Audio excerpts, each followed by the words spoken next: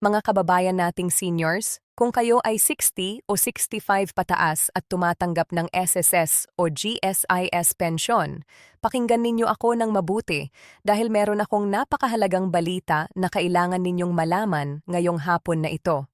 Maraming pensioner ang hindi pa alam na meron pa ang pagbabago sa January 20 payout schedule at mas marami pa ang hindi nakaalam na may additional financial assistance na umabot na sa 16,500 na pwede nilang makuha ngayong buwan.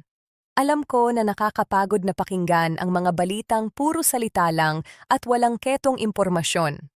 Kaya nandito ako ngayon para magbigay sa inyo ng eksaktong detalye kung paano ninyo makukuha ang pera na ito at ano ang mga bagong patakaran na pwedeng makaapekto sa inyong monthly pension. Hindi ito isang simpleng update lang, mga kapatid. Ito ay tungkol sa pera na pinaghirapan ninyo sa kinabukasan ng inyong pamilya at sa mga benepisyo na dapat ninyong matanggap simula ngayong taon. Kaya kung hindi pa kayo nakakakain ng hapunan, magsaing muna kayo. Umupo kayo ng maayos at bigyan ninyo ako ng isminuto ng inyong atensyon dahil ang impormasyon na ito ay maaaring magdulot ng malaking pagbabago sa inyong buhay ngayong 2026. Magsimula tayo sa pinakamahalagang tanong na tumatakbo sa isip ng karamihan sa atin ngayong linggo. Ano ba talaga ang nangyari sa January 20 payout schedule ng SSS at GSIS? Mga kaibigan, alam ko na sanay na tayo na tumatanggap ng ating pensyon tuwing kalagitnaan ng buwan.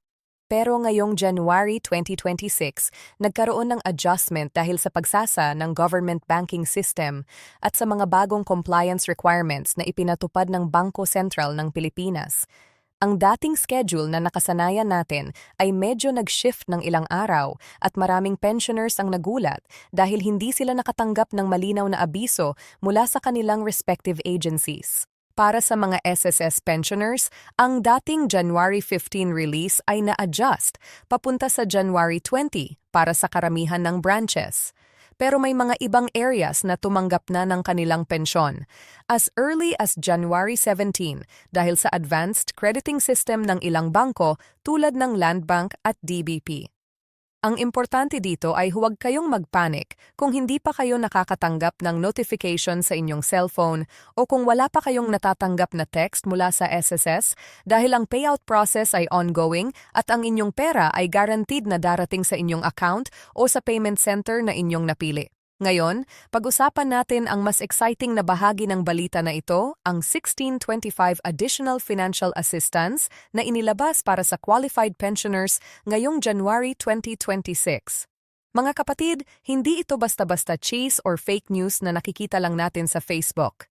Ito ay legitimate program na bahagi ng Social Amelioration and Pension Enhancement Act na nag-take effect noong huling bahagi ng 2025. Ang programa na ito ay specifically designed para sa mga pensioners na tumatanggap ng monthly pension na mas mababa sa 10,000 at para sa mga senior citizens na nakaranas ng financial hardship dahil sa pagtaas ng presyo ng bilihin, kuryente at mga gamot.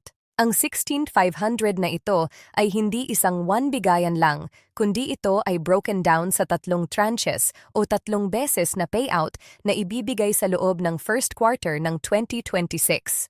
Ang unang tranche na umabot sa 5,500 ay dapat nang na-deliver sa mga qualified beneficiaries ngayong 3D week ng January.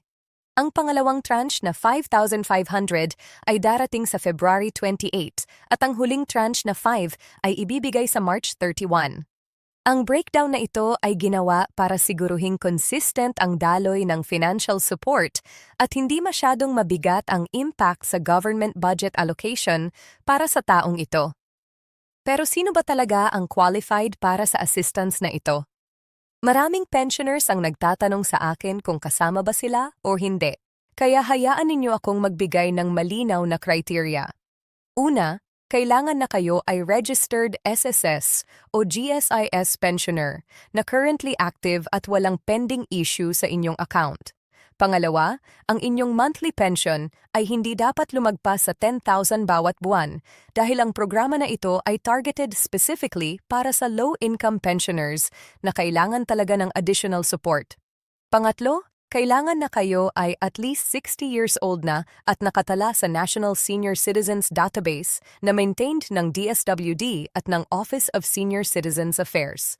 Pang-apat, kailangan na updated ang inyong contact information at banking details sa SSS o GSIS para walang aberya sa pag-credit ng pera ninyo. But lastly, kailangan na wala kayong outstanding loans or obligations sa SSGSIS na nag-cause ng suspension ng inyong pension benefits. Kung lahat ng conditions na ito ay natutugunan ninyo, congratulations po dahil kayo ay automatic qualified na para sa financial assistance na ito at hindi na kailangan ng separate application. Ngayon, pag-usapan natin ang mga posibleng reductions or TLBS na kailangan ninyong bantayan dahil hindi lahat ng pensioners ay makakatanggap ng full amount ng 16,500. Mga kapatid ko, alam ko na nakakalungkot marinig ito, pero kailangan nating maging realistic at prepared. Meron kasing mga cases kung saan ang pensioner ay may existing debt sa SSS or GSIS dahil sa overpayment noon, emergency loans na hindi nabayaran, o mga contribution adjustments na kailangan i-resolve. Kung kayo ay kasama sa ganitong sitwasyon, ang inyong 16 to 500 assistance ay pwedeng ma-offset o mabawasan ng up to 30% depende sa laki ng inyong obligation. Halimbawa, kung ang inyong utang ay 8,000, ang unang tranche na 5,500 ninyo ay pwedeng mabawasan ng 2 peppery at ang natitira sa inyo ay 2.6 lang. Kaya napakahalaga na i-check ninyo ang inyong account status bago dumating ang payout para alam ninyo kung magkano talaga ang makakarating sa inyo. Pwede ninyong tawagan ang SSS hotline na 8926-446 o ang GSIS hotline na 8847-4747 para mag-inquire tungkol sa status ng inyong account. At kung mayroon kayong pending deductions, pag-usapan din natin ang mga hidden benefits na maraming pensioners ang hindi nakakaalam na entitled sila. Bukod sa regular monthly pension at sa 16th 500 assistance, meron ding 13th month pension benefit na ibinibigay every December. Pero ang hindi alam ng karamihan ay may additional medical allowance din na 2,400 annually para sa qualified senior citizen pensioners na may chronic illnesses tulad ng diabetes, hypertension, or heart disease.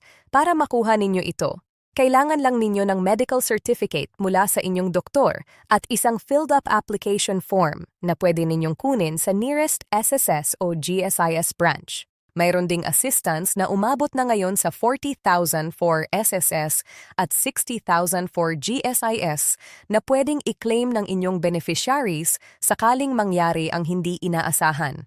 Pero ang benefit na ito ay kailangan na naka-update ang inyong beneficiary designation form para walang problema sa pag-process. At isa pang hidden benefit na rarely discussed ay ang calamity loan assistance na available for pensioners affected by typhoons or natural disasters, kung saan pwede kayong mag-apply ng up to $20,000 na interest-free loan na pwedeng bayaran within 24 months through automatic pension deduction. Tungkol naman sa tax implications, maraming seniors ang worried kung ang 16,500 assistance at ang kanilang monthly pension ay taxable o hindi. Mga kaibigan, hayaan ninyo akong magbigay ng peace of mind sa inyo. Ang monthly pension ninyo mula sa SSS ay tax-exempt based on Republic Act 4911, kaya hindi kayo kailangang mag-alala tungkol sa withholding tax o income tax filing. Para dito, ang GSI pension naman ay partially taxable kung ang ninyo ay lumagpas sa certain threshold na 250,000 annually. Pero dahil karamihan sa atin ay below nito, practically tax-free din ang ating pension. Ngayon, ang 16 to 500 financial assistance ay classified as Social Amelioration Benefit, kaya ito ay completely tax-exempt under current laws at hindi kailangan i-declare sa inyong annual income tax return kung sakaling kayo ay nag-file pa ng ITR. Ang ibig sabihin, ang buong 16,500 na ito ay napupunta sa inyo nang walang kaswalang kailangang ibayad na buwis sa gobyerno. Para sa mga strategies naman sa pag-maximize ng inyong retirement income ngayong 2026, meron akong ilang practical tips na pwede ninyong gawin.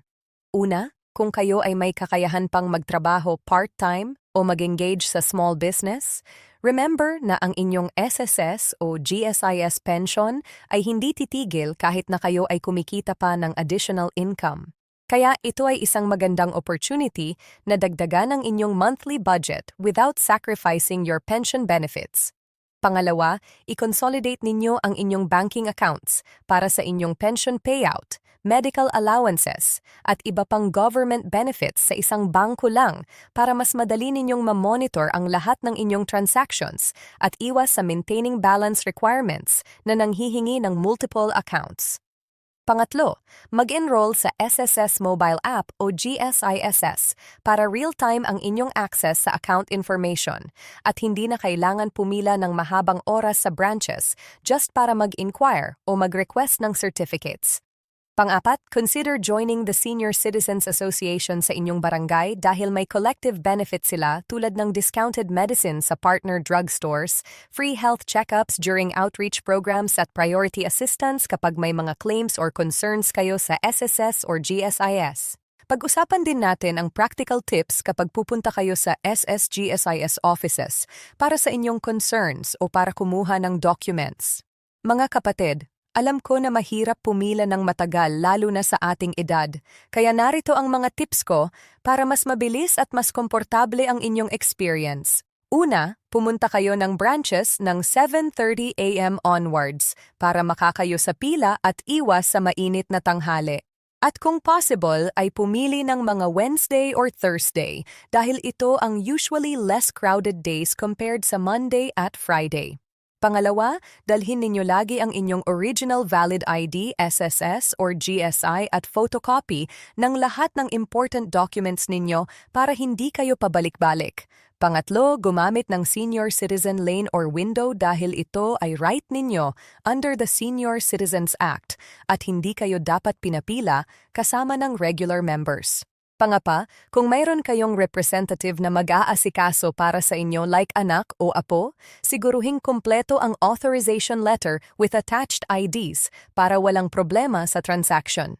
At lastly, kung hindi urgent ang inyong concern, consider using online services or tawagan muna ang hotline para malaman kung talagang kailangan ninyong pumunta personally o pwede nang ma-process online.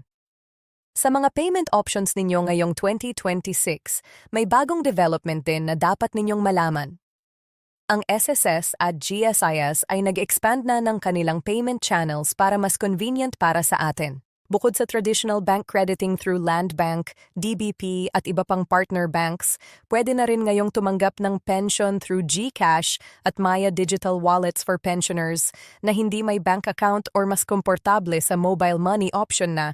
Ito ay particularly helpful para sa mga nasa rural areas na malayo sa bangko, pero may access sa cellphone at internet rin kayong pumili ng payment through ML Williard, Cebuana Williard o Palawan Pawn Shop. Kung mas accessible ang mga ito sa inyong area compared sa bangko, ang importante lang ay i-update ninyo ang inyong payment preference sa SS or GSIS at siguruhing complete at accurate ang inyong information para walang delay sa pag-credit ng inyong pension every month. At tandaan kung nagpalit kayo ng payment option, may processing time na 30 to 45 days bago mag-take effect ang bagong arrangement ninyo. Kaya mag-plan ahead at huwag basta-basta magpalit kung malapit na ang pension schedule ninyo. Bago tayo magwakas, nais kong ipaalala sa lahat ng ating mga kababayan na seniors na ang benepisyo na ito ang 16 to 500 assistance at ang lahat ng improvement sa pension system ay resulta ng mahabang proseso at advocacy ng ating senior citizens groups at ng mga mambabatas na talagang nakikinig sa ating mga pangangailangan. Kaya ang responsibilidad natin ngayon ay gamitin ng maayos ang mga benepisyong ito. I-share ang information sa ating mga kapwa seniors na baka hindi pa nakakaalam at laging mag-stay informed sa mga updates at changes sa government programs. Huwag tayong matakot magtanong. Huwag tayong mahiyang humingi ng tulong sa mga ahensya o sa ating mga anak at apo kapag may hindi tayo maintindihan. Ang pera na ito ay karapatan natin. Pinaghirapan natin ito ng maraming taon through our contributions at deserve nating makatanggap ng every single peso na dapat sa atin. Kaya kung meron pa kayong mga katanungan o concerns, pwede ninyong bisitahin ang SSS website na SSGVP o ang GSIS website na GSG. PHP para sa mas detalyadong impormasyon or mas mabuti pang direktang pumunta sa pinakamalapit na branch ninyo para sa personalized assistance. Tandaan, ang kaalaman ay kapangyarihan at ang wastong impormasyon ay susi para makuha natin ang lahat ng benepisyong nararapat sa atin. Maraming salamat sa inyong pakikinig ngayong hapon at sana ay nakatulong ako sa inyo na mas maintindihan ang mga pagbabago at opportunities na naghintay sa atin ngayong 2026. Ingat po tayong lahat at hanggang sa muli nating pag-uusap. MM.